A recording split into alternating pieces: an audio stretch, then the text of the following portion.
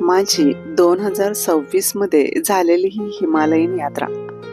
बऱ्याच जणांना प्रश्न होते की तुमची ही ट्रिप, तुमची ही यात्रा कशी झाली, तर त्यासाठी हा व्हिडिओ बनवत आहे.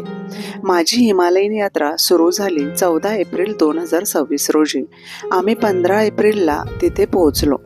खरं तर आधी महावतार बाबाजींच्या गुफेत जायचं होतं, पण अचानक आमचं सुखदेवी मंदिराकडे जायचं ठरलं.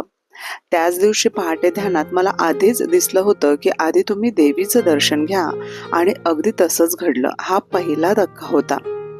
त्या दिवशी सकाळीच मला मारुतीच्या मूर्तीचं सुद्धा दर्शन झालं, आणि त्या मारुतीचं दर्शन तुम्हालाही पुढे होईलच. मला असं वाटलं, देवीचं मंदिर मग इथे मारुती कसा, पण तो दृष्टांतही झाला. रस्ता थोडा खडतर आहे, रस्ता नाही तर ती पायवाट आहे. ट्रेक म्हटलं तरी वावगं ठरणार नाही. तिथे गेल्यावर मात्र जी शीतलता जाणवते, दॅट वॉज अमेझिंग. तिथे ध्यानाला बसल्यावर मला आदिशक्ती, काली माता व लाल साडीतील सुंदर देवी अशी दर्शनं झाली. मला विचार आला, अशी रूपे का दिसली असतील? ही तर सुखदेवी आहे.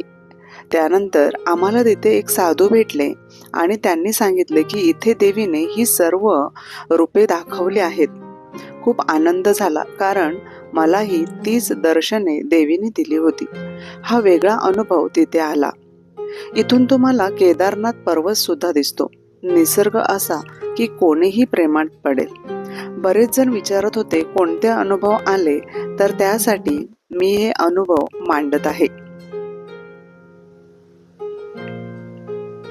अजूनही खूप काही बाकी आहे, पण हे सर्व पुढील भागात.